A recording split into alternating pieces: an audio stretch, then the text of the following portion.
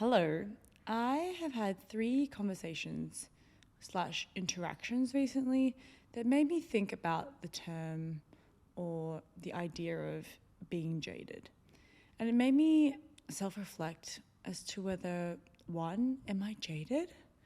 And two, is it a bad thing if I am jaded? Yeah, I think I had never really been told or thought about myself as someone as being jaded. And by definition, jaded is like when you're bored or unenthused by a situation because you're so used to like always being in that circumstance, environment, or like situation. So you kind of start to have a bit more, from my view anyway, you start to have a bit more of like a underwhelmed and unenthused reaction to certain things that happen, and you're like, oh yeah, that's just how it is. Oh, yeah, it's okay, like that. It's just not so. I don't want to say the word positive, but it's not so. Let's just say enthusiastic. But yeah, let's talk about the conversations and encounters I had, because I think it really helps to break down the answer that I have to these two questions around am I jaded and is it a bad thing, and just my thought process on the idea of being jaded. I think, just to be clear, I do think it's inevitable over time that you do become somewhat jaded towards a circumstance you're in. Like, if you're doing the same workout routine all the time, if you're seeing the same people every day, if you're doing the same work, you're always reading the same type of like fiction book, it could potentially, become, I guess, like less stimulating, and you feel a sense of like, it is what it is. Like, that's just life. So yeah, let's talk about it. So my first encounter was with Alex's friend. So those of you who don't know, Alex is my fiance. So Alex's friend was actually visiting. Lovely guy. Haven't actually been able to hang out with him like that much for a long period of time, but this time he was visiting and staying with us. It was a bit different. I feel like I was able to really have more chats with him and get to know him a bit better, and like just exchange ideas on different philosophies or outlooks on life. And I remember one day we were talking and I was telling a story about a friend's trip that was being planned, and how people were kind of being flaky and pulling out, because it was true. And I was just saying, all these people said yes, and now they're pulling out. They're all just so flaky. Like, I just feel like people nowadays are really unreliable. I don't know why it's so hard to just say like no if you can't do something. I just feel like everyone's a bit like fundamentally selfish and just don't really like, just, I don't know, they just don't have much accountability. And he was quite taken aback, and he was like, oh, I feel like, man, like your view is so jaded. You just have, he's like, that's like so interesting. And I was like, and then I was taken aback, because I was taken aback that he thought I was jaded. And then I was like reflecting internally, like, am I jaded? I've never had someone call me jaded before, or tell me that like I'm jaded. And then I was thinking, oh my God. I think initially I processed it as a very negative thing. And then I was kind of thinking about it, and I was like, And I said to him, I said, oh, I don't think it's necessarily jaded, because from my perspective, I don't think anything that I've said is false. Not saying that that's what the definition of jaded is, but I was like, it's kind of, yeah, it could be kind of jaded, but it is the truth. Like, it is just a realistic view, in my opinion. That's just how people are. I'm just giving a commentary on like how people are behaving, and on how people are behaving and in that situation. And yeah, I think it was just a funny interaction for myself, because then he was kind of like, oh yeah, actually, like, I kind of get what you mean. He's like, I have friends like that. And I was like, yeah, I think from my view, if you don't call it out how it is, and you don't hold your friends accountable, then the issue and the behavior just repeats itself. And I was kind of like, it's fine like one or two times, but then becomes a point where like everyone's doing it and we're enabling them to, behave that way and not be accountable and just be like fluffy. I was like, I don't want that from my friends, so I will call them out on it and call it how it is. And whether that's being jaded or not, I don't really care.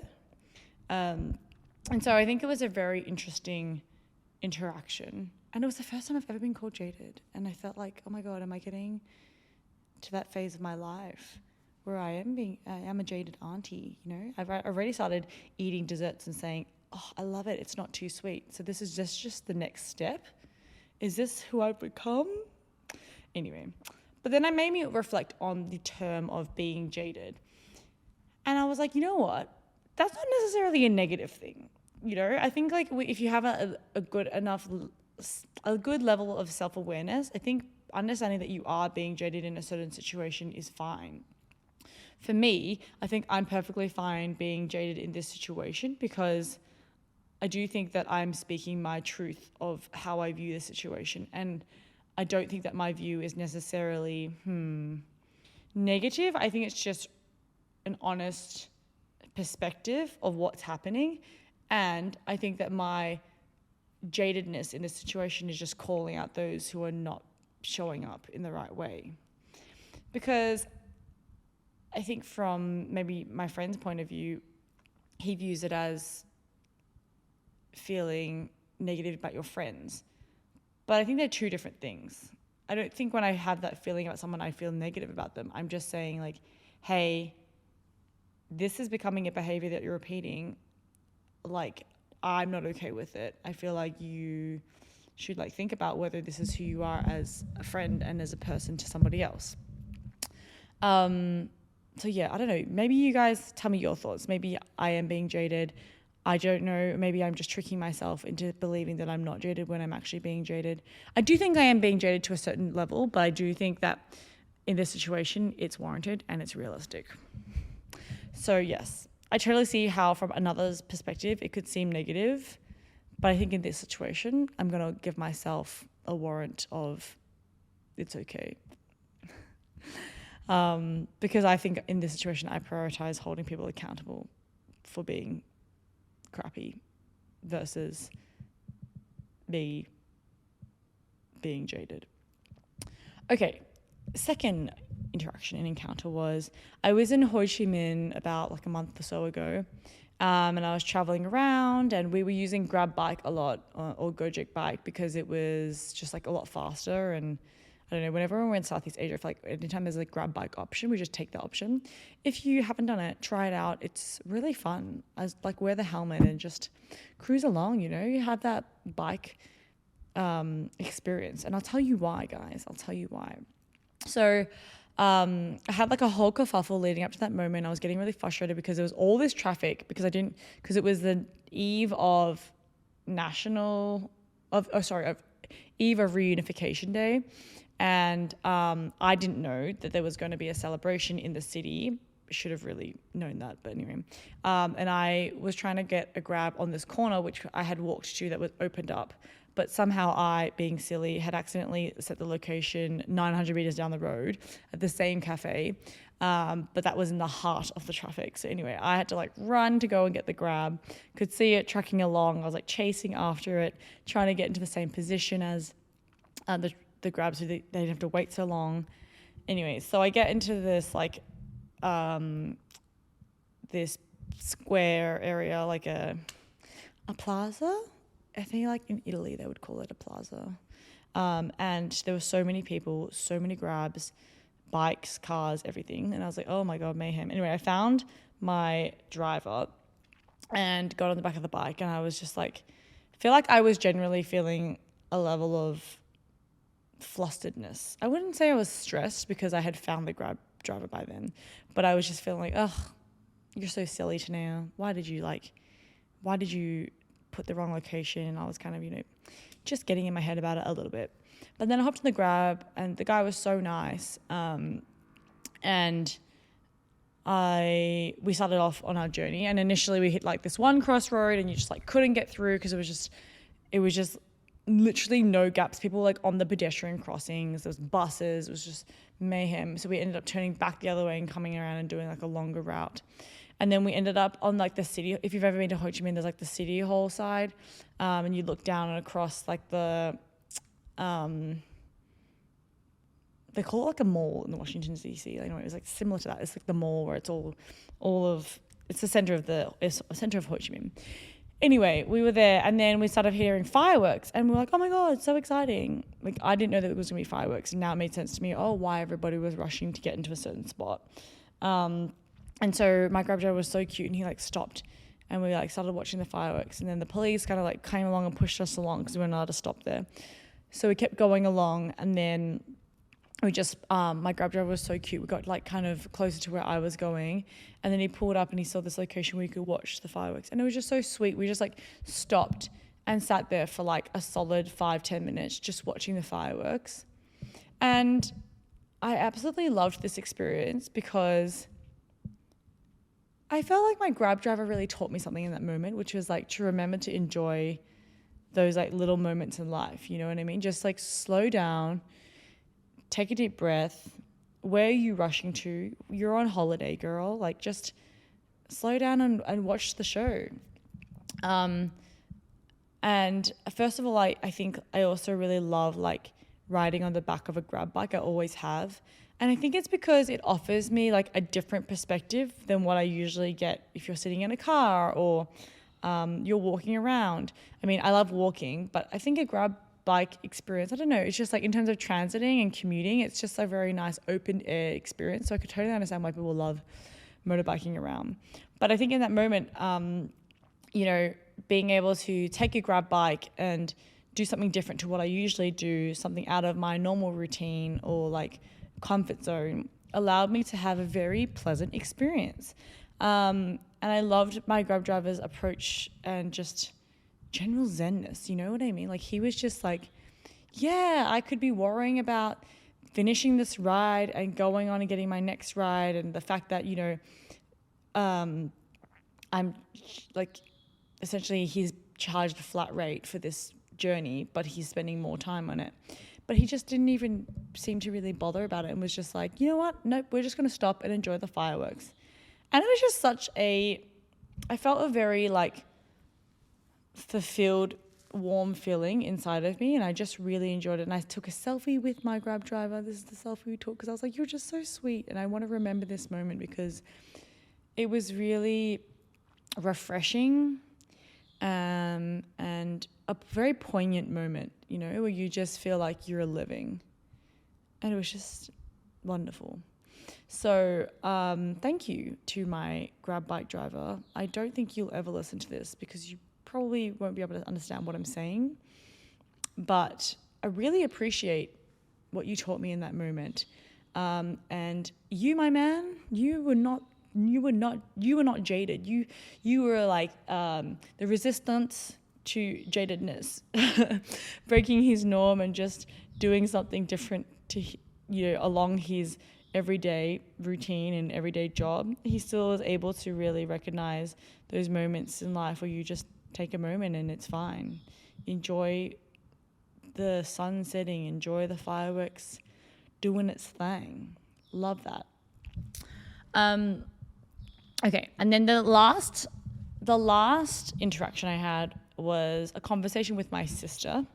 So my sister has 2 kids. She's an amazing mother. She does it all. I don't know how she does it all. She's got a PhD. She's a doctor. She works. She looks after a whole household. She looks after 2 kids, obviously with a husband, but woman is just a superwoman. Anyway, we're talking about having kids. And I don't know, I've been on the fence for like a while. And I only think I had this realization when I started. I feel like it's when I hit the childbearing age, when it was like, ooh, you could have children, that I actually started to think about, do I actually want children? I think up until that moment, I didn't really think hard about it. I was just like, oh, cool, yeah, like when I have a family, when I have kids. But now I think I really think more with more intent and purposefulness behind it, because I don't think it's such a light decision at all. which I don't think anyone should really consider having kids as a very light decision, but I think plenty of people do out there. Anyway, so I've been thinking about it a lot more, especially with the state of the world. I know that sounds really cliche of like, oh, I don't want to have kids because it's the end of the world. But I kind of get it, guys. I remember when I met this guy when I was doing an internship in Malaysia, like when I was in like my last year of uni, and he was 40 something. And I was like, oh, you guys having kids? He's like, no, me and my wife just like don't want to have kids. We don't want to bring kids into this world. The state of it as it is. And I think at that time I was 22 and I was like, that's really jaded of you. But you know what, guys? I don't blame the man, okay? Now at this age where I'm like 29, I kind of get it. I get his perspective. I understand where he's coming from. So yeah, I've just been really on the fence about having kids. I guess like part of me is like, oh, with the current climate of the world, is it responsible to have kids, knowing that maybe, I don't know, this world might not be around for like my grandkids or my great grandchildren. Like, do I continue the line? I don't know. But then the other time, there's obviously so much, like people could debate this for like years. You know, there's also like, oh, but you should be having a generation to help try and fix the world. Like if you don't keep like populating and, you know, building a new generation, then there's no one to like innovate and save the world. But then my sister came in with, you know, her profound opinion, which was, she was saying, yeah, okay, there's like so much happening in the world, but creating a family and like having kids is like building your own world.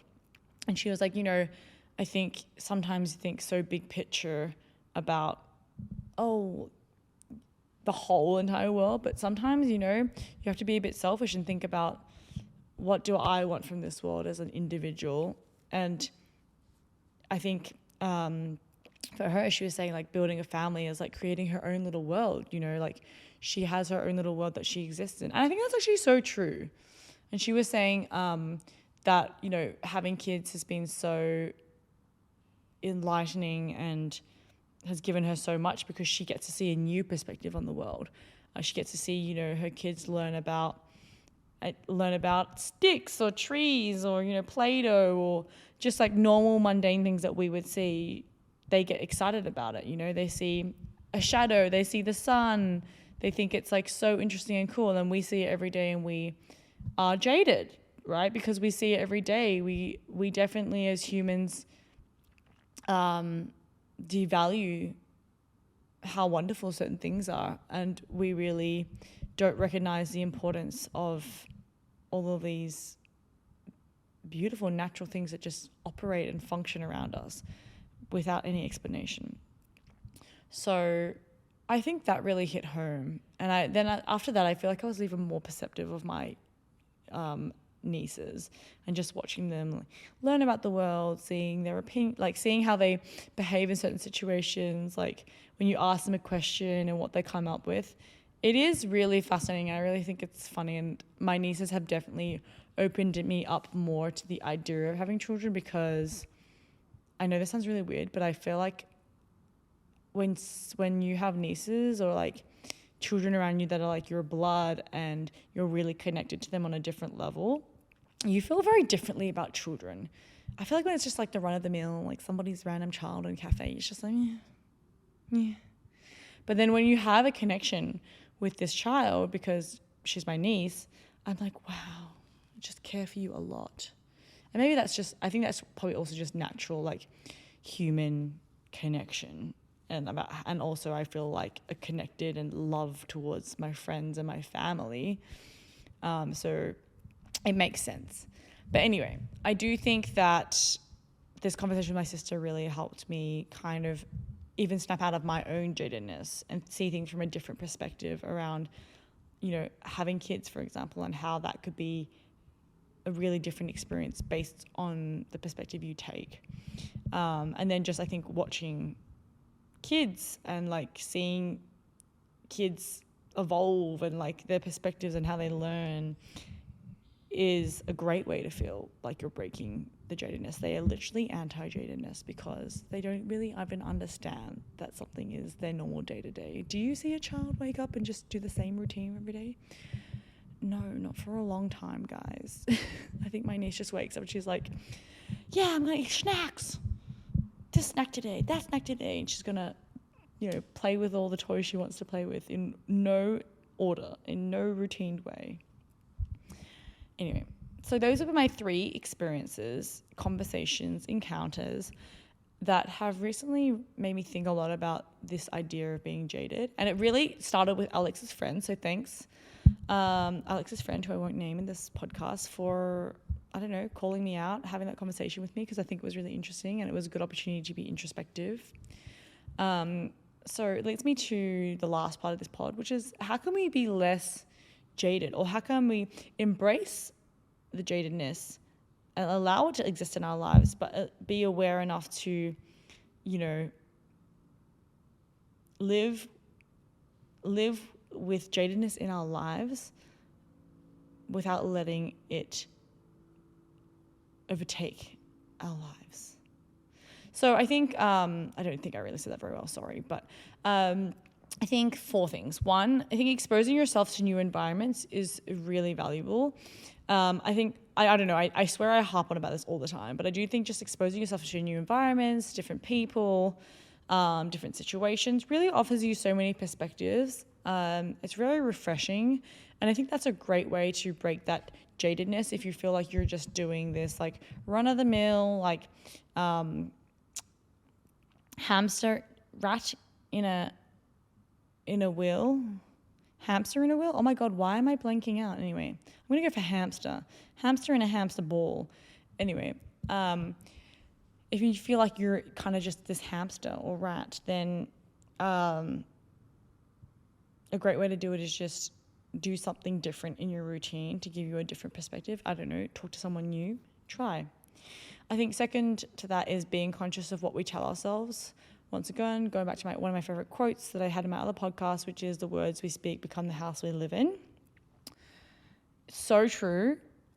If you continue to tell yourself like, oh, this is my day-to-day, this is my norm, this is like, it's so boring, blah, blah, blah, then yeah, you're going to become more jaded and feel more unenthusiastic and bored about certain situations. But if you can change your narrative and how you speak about it, I'm sure you can change your mindset and you'd be surprised.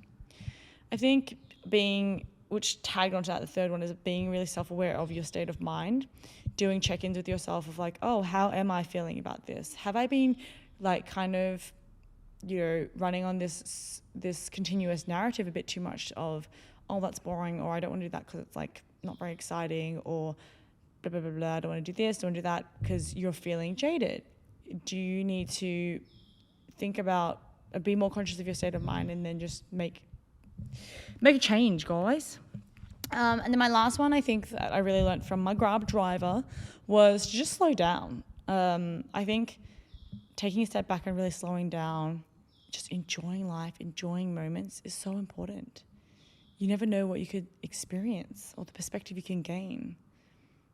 And I think when we're jaded sometimes it's because we are just thinking in this fast-paced mindset of what's next, what am I going to do, you're not thinking about the present. And isn't this just so nice right now talking to you guys?